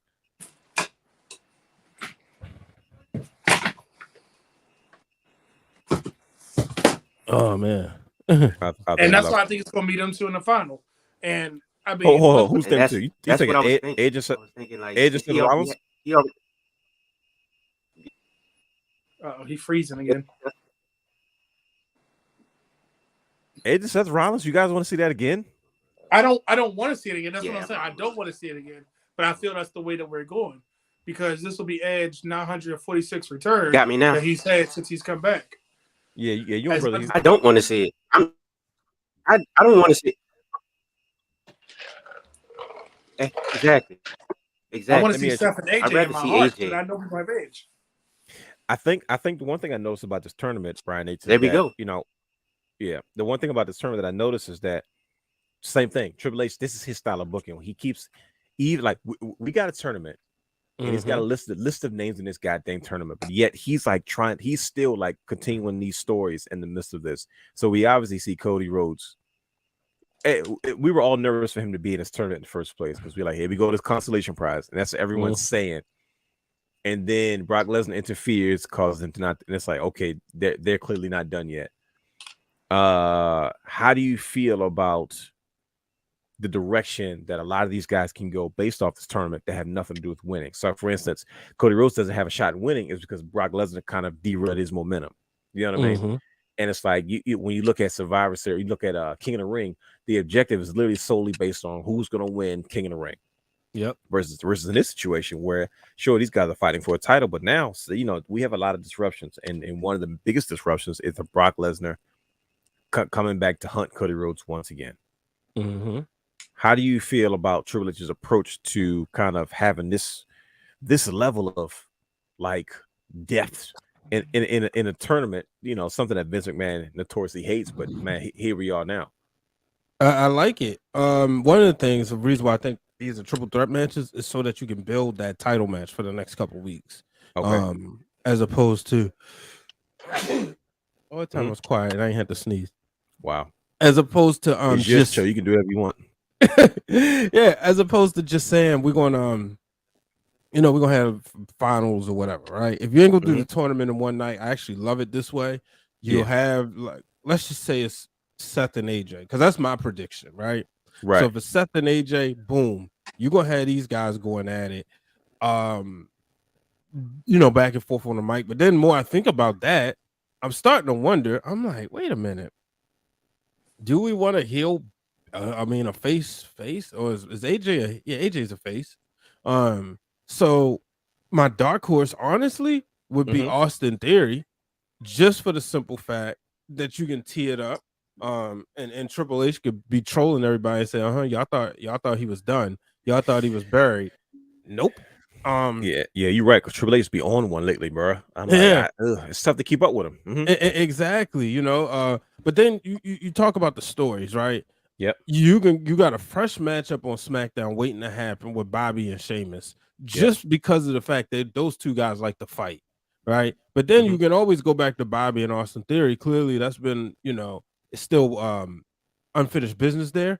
Yeah. And then when I saw Edge, AJ Styles, and Rey Mysterio, first I was like, man, if AJ was in WWE during the Ruthless Aggression era, that's your match right there. That's a SmackDown 6. Whoa. That's the SmackDown 6. I was going to say that. That's a SmackDown 6 match right there. You talking about a statement. But we forgot one thing. Sheamus. Is this his consolation prize for not getting the IC title? Like, I hope not. Well, see, that's not a consolation prize, though. But I see what you're saying. Yeah, it's like, I think Sheamus he's made it known he wants that Intercontinental title because he wants that to finish to be a Grand Slam. You know what I mean? Like, he's publicly saying that that's the title that he wants. And now it's on Raw, he can't get to it. Well, right. But see, now here's the thing, right? What I look at is Finn Balor. All right, just going off of like get their shoulders pinned. Excuse me, not Finn Balor. Damian Priest, Miz, Seth Rollins, Bobby Lashley, Sheamus, AJ Styles. None of them been pinned and Rey Mysterio. None of them been pinned by the Tribal Chief, right? So like, to me, none of these people would seem like a consolation prize. So I think that if you did go in the Sheamus route, Sheamus could be a dark horse. I do think it's like, this is Seth Rollins' tournament to win. It's better than just handing him the title like Eric Bischoff did Triple H. But at the same non-creative. time, right? Yeah, we need a champion. Take this belt. And the thing is about it, it's like, was he even like the top guy then? Like, I mean, he was, but like, nah, he was like, he was. I think he was. To me, he was a bigger star than anything else that was on SmackDown anyway. That's the wrong question. The question was he slated as the number one contender for Lesnar? And then it was like, Lesnar's not here, so you don't have a chance. So we you know what it was? It was a straight heel move on Eric Bischoff's. Like, oh, you're a heel. Okay. He like came out pissed. Give it to somebody that has need. Right, like he just pissed everybody off because he came out there with a briefcase and just gave it to him. Got you. They're like, oh, we don't need to make an explanation. Just give it to him. You're a heel. But I said consolation prize. I mean, like, because Sheamus didn't get it. He what you mean. Three hardcore matches. You know what I mean? Like, it was three. Ooh, like, what do you do? Where's the payoff for him? And I just hope that Sheamus doesn't. As much as I want to see AJ and Seth, I really feel like it's going to be Seth and Edge. Brian H., who's supposed to win this match? Who's supposed to win this tournament? Who's supposed to? Who's supposed to? Like, you got to put like Brian H., you're the wrestling guy. Who's supposed to win this match? The one who gets the crowd going every time he sings out and they sing his song, Seth Rollins. Brother Brandon, do you disagree? Not at all, because Seth gets talked about being the guy, and now he is the guy without the belt. Now he can be the guy with the belt and do what WWE needs in the absence of Roman. It writes itself almost. But here's the kicker.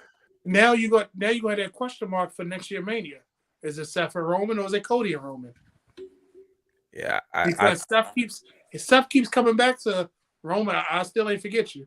I still ain't forget you. But him with that nice shiny belt, he can make some magic on Raw. I think it works that way if they don't touch each other. It's because Seth will always be on the same level of Roman because Roman's never beat him. You see what I'm saying? That so right it's like, there alone. So it's like this forbidden. Like I know I can't get to you. So like you're not inferior. Like if Roman beats Drew wins it. You know, it's like, well, you know, who's the type champion? Because actually you've never beat Roman. Roman's beat you every single time. You know what I mean? But you got a Seth. Now you can argue who's the top guy. It's because Seth's going to do all the legwork. He's going to do all the traveling. He's going to be the global ambassador for the brand, while Roman Reigns is just the moneymaker. You know what I mean? He's going to be at the baseball games holding the belt. He's going to be at the morning show, wherever town they in, with the belt. And that's what he's there to do. And I think it's the perfect solution for him. It's because crazy suit on. We forgot the crazy suit. Yeah, I mean, it makes sense to me. You know what I mean? And somebody tweeted out and they said, I think sometimes the obvious choice is still the right choice. Yep. Are you guys in agreement with that? Yes. All the time. Okay, so that's what it is. Seth, and the thing is, Seth got over by the crowd. He's still been Seth Rollins, even when he did the. He's an anti-hero now because he's supposed to be. He was dancing gimmick. Yeah, the crowd. We just started singing along, and then it became a thing where like he just started playing into it because they wouldn't shut up. Yeah. And then it was like his outfit started getting more and more over the top to add to his character. His laugh, anything that he does is like, you just want to see him. You know, like you imagine him on a poster for Monday Night Raw holding the belt over his shoulder. Now that Bianca's on SmackDown, no discredit to Rhea, but Rhea's not at Bianca's level, not yet. She's not that star power as of yet. She's good in the ring, absolutely. But I don't know if she's marketable right now. She will be. She'll get on a poster. She'll be on there. But right now, you can have Seth and Cody. Cody without the belt is still drawing. But Seth with that belt is going to be the guy. It's going to be Seth on Monday, Roman on Friday. They're just going to print money. I know we were all nervous about Vince McMahon's involvement with creative. And I think he has a say so on a lot of things. But yeah, because usually every time I say that chump's name, it's like there's technical difficulties everywhere. Yep. So thank you, Brian. That's what a good brother's supposed to do. But yeah, man, I think it's not much you can say when you guys have, no pun intended, Brian. You work it down that way. It just makes sense. But speaking of Seth Rollins, his wife returned, and she brutally attacked Brian H's favorite women's wrestler of all time, and the lovely 47-year-old Trish Stratus. She's still fine. Good Lord. Yes. I say just some things just get better with age. Fine wine, just age gracefully. And I know there's always these rumor mills when somebody disappears and stuff like that, man. But how'd you guys feel about Becky Lynch kind of returning to kind of restake her claim, because the man is back? And I've said it before. I'm so glad that Trish gets to have this version of women wrestling run. Like, she didn't get this run because she wasn't a part of this era. You know what I mean? And the fact that she gets to be a part of this era of women's wrestling, like I feel bad for Mickie James. Mickie James she's had this similar run in Impact. You know what I mean? They're the ones that respected her over there, and gave her this type of run where she gets to, work with this young talent and be a part of programs that actually matter, not just filling time. And I'm like, man, I'm so glad Trish gets it. Like, I didn't realize she was she's back. Like, she got drafted. I'm like, so what? You just disappeared for 20 years and come back out of retirement? This is what we're doing? Hey, like Beth Phoenix, you go out, the ladies go out, they have some babies, get them old enough a little bit, and then, go back and get in the ring. And that's the vibe that I'm getting. But are you guys excited for Becky Lynch. I saw something that you tweeted, Brian. Is you was like, "This is the Trish Stratus." I'm like, you're finally. I'm noticing you're finally accepting your woman as a heel. So let's Trish Stratus is Brian Lynch's woman. He wasn't feeling her this whole heel stuff. He wasn't buying it. Respectfully so, because she, it was a different type of performance. But Brian Lynch after this past Monday said, "Oh nah, this is the Trish I've been waiting for." How do you feel about where she is now versus where she was before, and the opportunity for her and Becky Lynch to really put on a clinic? I mean, it doesn't get. I don't think it gets any bigger than that. That's not a women's title match. You know what I mean? Like you talk Trish Stratus and Becky Lynch. Sheesh. Woo. And what's so good about it is Trish Stratus has evolved. She's doing what she couldn't do in the Attitude Era and the Ruthless Aggression Era, and that is take the social media. She's on social. She's tweeting. They were going back and forth, and we know that's what Becky does well. We saw this with any feud she's been a part of. She's always utilized, I guess you call it that 3.5 wall, So I'm really excited about that. It was just something about Trish. And maybe because I saw the other promo and I had to just get used to this one now, but it still felt like, okay, boom, the punchlines, the trolling. My first thought was like, see, y'all don't know. You don't trust Canadians when they call for music. We saw this with Kevin Owens. Wow. But then she actually did, she's like, wait a minute, people in the truck. And then you seen Becky, which I don't know if this was a work or not, but Becky went in the back like, yo, y'all cut me off? Like, what's up with that? You know what I mean? That was funny though. Yeah.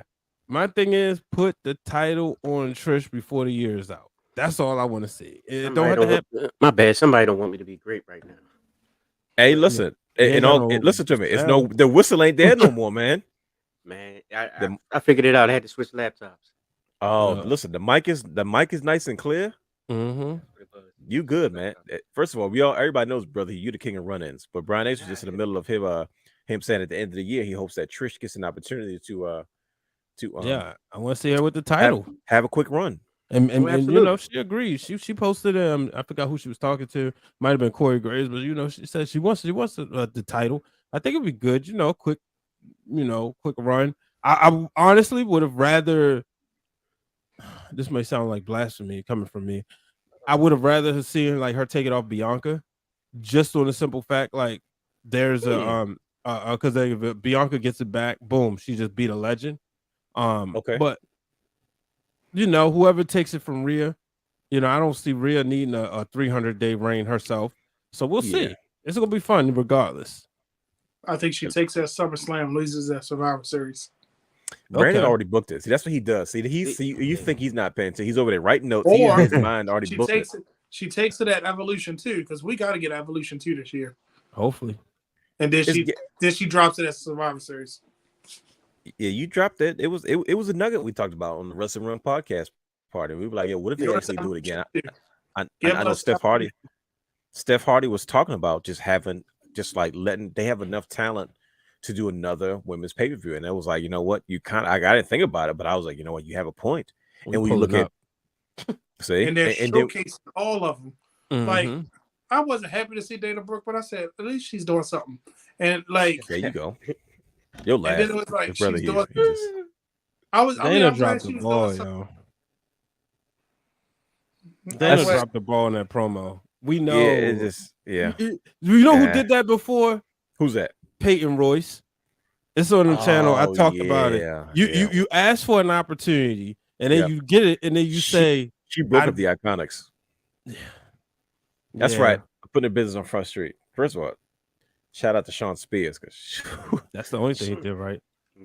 She's my favorite. He ain't a perfect 10, but his wife is a perfect 10. So good enough. But that's the thing, right? I'm like, Dana, come on now. I was like, all right, you I'm still here, buddy. And I'm like, bro, sweetheart, you don't have to be, so don't cut it out. Don't go too far. I felt bad. You don't have.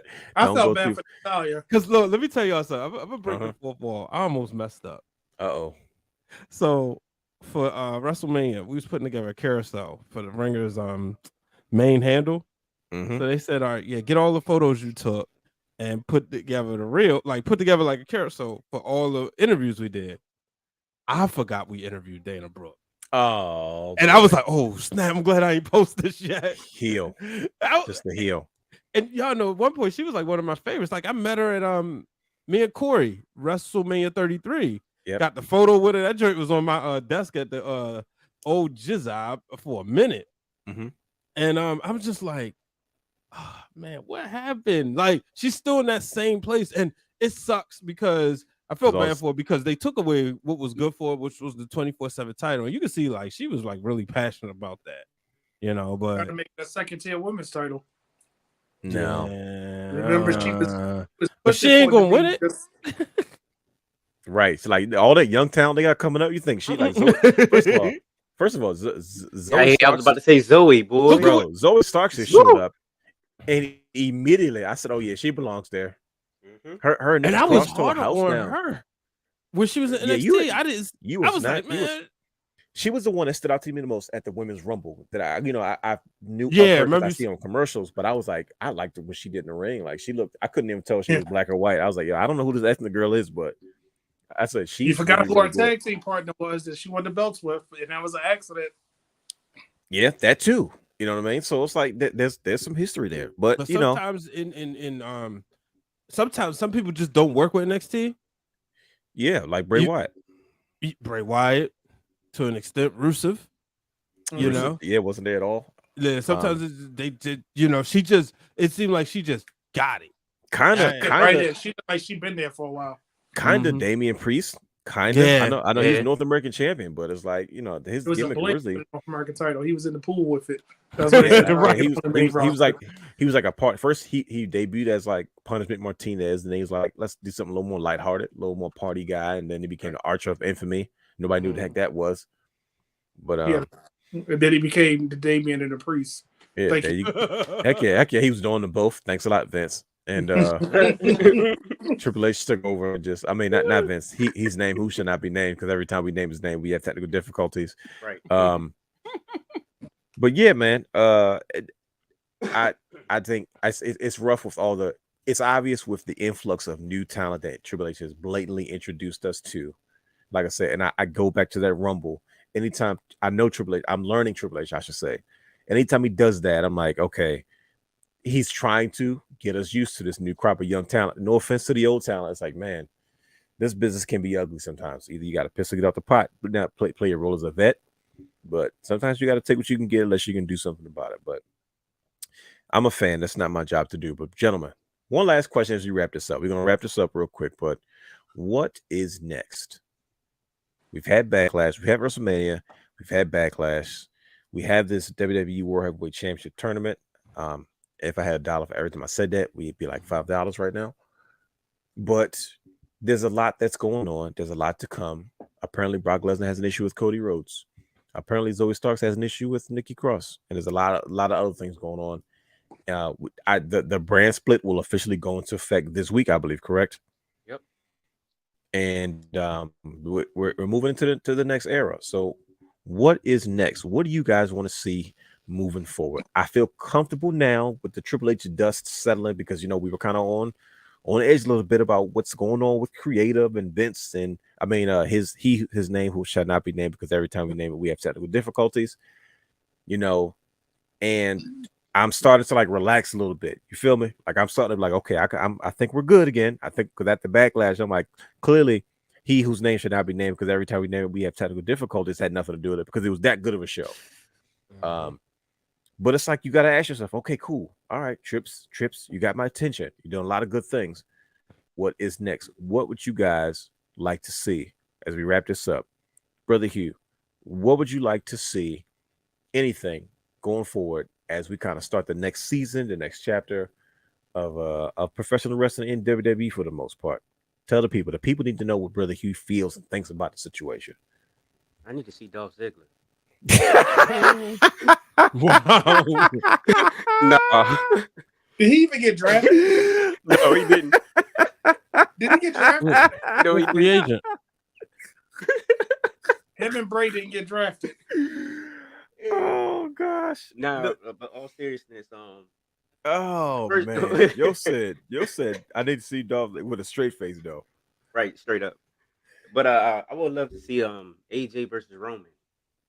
Oh, that's heavy. Hey man, I think it could be one hell of a match, and they'll tell one hell of a story. OC versus the Bloodline. I'm okay with it. Hey, why not? Why See my not? guys, the OG Gear Brothers versus the Usos. Ooh, count the money. That's the first thing that jumped out to me when I saw the brand split, the rosters or whatnot. So I'm with you, It's brother. Hugh. I same. like that. What about you, Brian H? What's next? What would you like to see next, man? Just new season, fresh start, new rosters, new shows, Triple H in charge. What's next? I want to see the Bloodline get their act together. I'm tired of this. We got some deep rooted issues. We need to get this solved. Solo, get in line. You know, need to realize who his brothers are. It's getting dramatic. So now we're at the therapy point of that storyline. Like we had some highs, like it was started here, then it started escalating, then it got all the way to the top with the whole thing with Sami Zayn. Like that was the peak, and it was like, all right, as Cody Rhodes says about his father, Dusty used to always say, look, man, you got to hop off one wave before you can, just so you can get to the next one. And I know as much as people love the whole Bloodline storyline and as hot as it was, it's like they got to move it forward. But Dylan Matt said it should have been me. that's right. That's right. But yeah, so you want to see the Bloodline get their act together because I kind of do too, because I think they got some beefs. I want them to move That's on. what I was getting ready to say. Because SmackDown loading up. They got some factions. Yeah. So yeah, brother Brandon, talk to the people. What do you want to see next? What's next? Here we Two go. things. One, the tag team titles being split. There we go. Okay, yeah. And the second thing, I really want to see the summer of Seth. Okay. I That's think he owes us that. Remember, he got hurt in 14. He never remember how long it took for him to get back to that level. Yep, that's why I said I think he's at the point now. If all goes well, we could have we just had Backlash without Roman, and it was great. Imagine Seth Rollins as the feature of a pay-per-view now. They can alternate. You know what I mean? They don't even have to be on the same screen. You know, and to have Seth and if SummerSlam is going, you think it'll be 2 nights this year? Right. SummerSlam's usually one night, isn't it? Yeah, it's one night, Saturday. But remember, it 2 was days talks before of my trying to make birthday. it. But remember, it was whispers about trying to make it as big as WrestleMania. Yeah, So- but I don't see them doing 2 nights. Not yet. Maybe next year they would have told us by now. But I'm just saying, I think that he could book in one, Roman book in the other, but whichever way you want to go with it. But I really think I really want to see the summer of Seth just to see. And of course, we got the players like Gunther on Raw. They making a big deal about him coming next week. He's about to start dominating something. And Gunther. Hey, Veer's coming to Raw too. yeah, and the sure. No, I ain't worried about them. I'm worried about Veer. Veer making it back. But definitely split them tag team titles up because we got enough tag teams.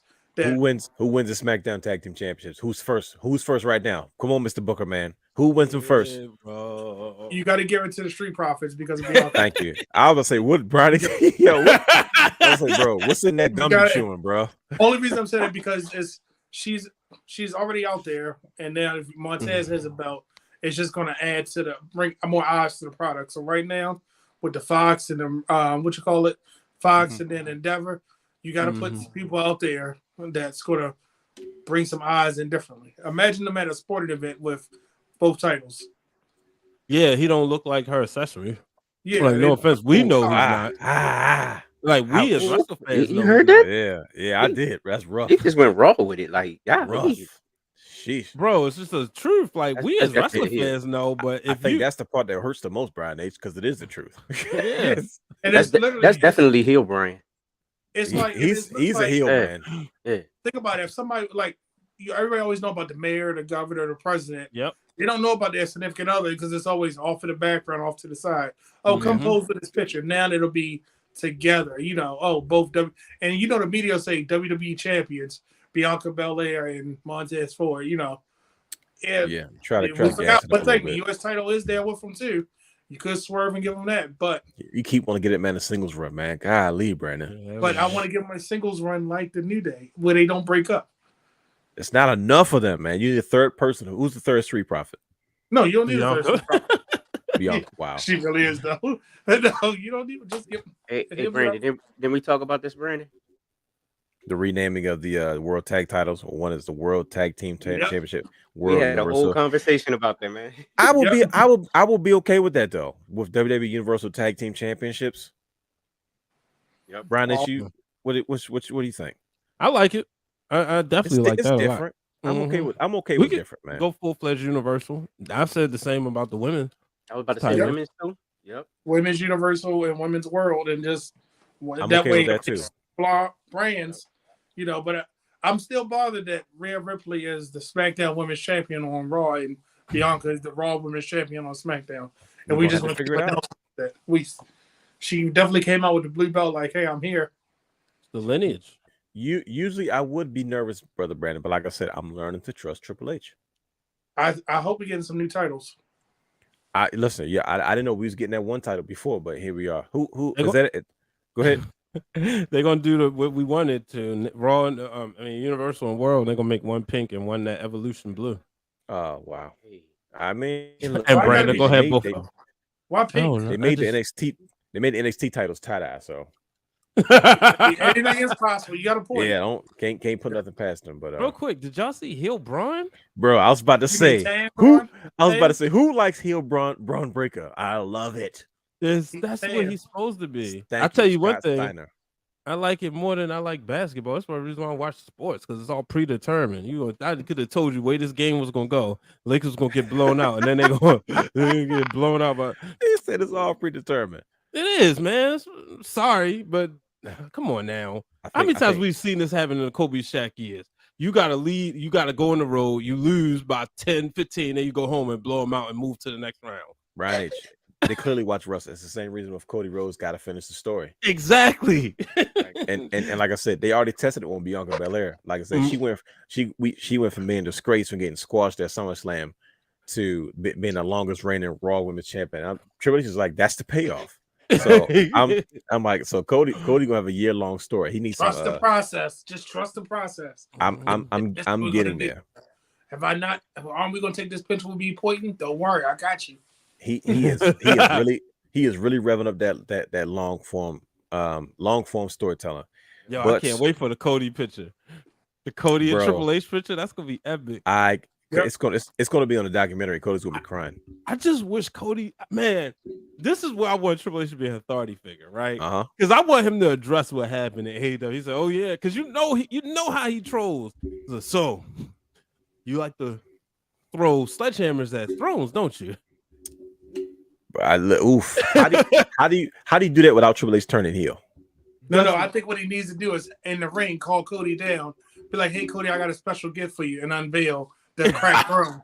Like, That will be and genius. just look at the crowd, and he was like, "Oh, I mean, Cody does as it is. Hey, I've been. Everybody knows I made my home here for quite a bit in the last couple of years. Mhm. Talking about being in Jacksonville, Yeah. and I'm like, he's not shy about talking about his AEW days, which I respect. You know what I mean? Like, And I'm glad they keeping it in, especially when they announce when they acknowledge other promotions, like with Brody Lee's son.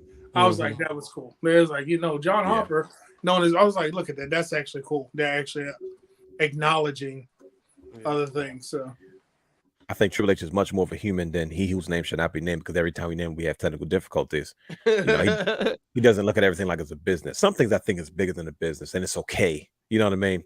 And I think Triple H kind of embraces that probably more than he whose name should not be named, because every time we name it, we have technical difficulties. But yeah, man, this is it's a great conversation as usual, gentlemen. We are looking forward to seeing what's next. But for all those who are still watching and listening to us, you can follow us on all social media platforms at Wrestling Wrealm. Subscribe to our Patreon, Twitch, and YouTube channels at the Wrestling Wrealm, patreon.com/wrestling_realm. And gentlemen, hold on 1 second. Got a comment. Decided on my first title might go after the NXT tag titles because they are the cheapest. Anyway, will Cody beat Roman at SummerSlam? The Belt King, it's all you, buddy.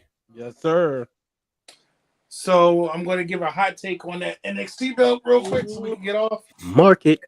He has It's it. Look at him. He has the title. That thing's a beauty. Not Look a at that bad thing. belt. It's a little smaller.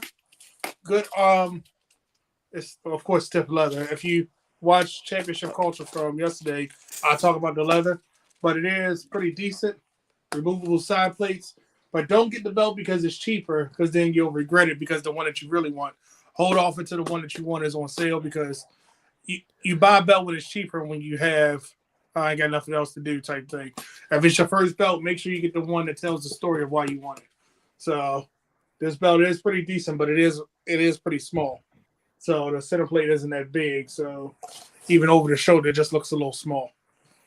And I don't think Cody's going to beat Roman at SummerSlam. But tune in Tuesdays on Championship for the culture. Championship culture. Good job. This is a championship for the culture. He's really trying to be smooth. Listen, I was about to say though. I was just about to be like, bro, that I couldn't think of a better promo / commercial than that. Just impromptu piece of the show. I'm like, dude, that's exactly what you can get every Tuesday. Mhm. That was wonderful. Like, and look, you answered this question, man. So that's 8 p.m. There we go. Check them out. Yep. Tuesday, 8 p.m. I might shift some show around. The next show might be about the NXT belts. I mean, I was about to say, but what is the next show supposed to be about? I know we're kind of wrapping up doing logistics, but what is? Can you give us a hint on what the next show is probably going to be about? I dropped the thing about what I want to see this year, right? Two things. One of those are going to be on the show. Brian knows exactly what I'm talking about. So, and Dylan hit a spot on the head about some things, renaming some things. So that's going to be on this Tuesday. That's going to be good. About those titles and the story behind them, because I own 3 of the Modern Era ones, all 3 of them. But it's a reason I have them, and I'm gonna break them down because, like I said, the WWE belts, they do their belts the best. Man, that was a bit. What? And they do their belts the best, and they have the best details. I don't know if y'all can see the X's on there.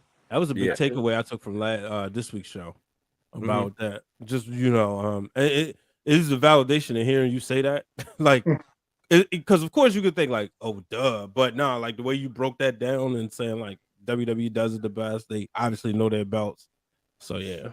And I just realized I never took the blue tape off of this.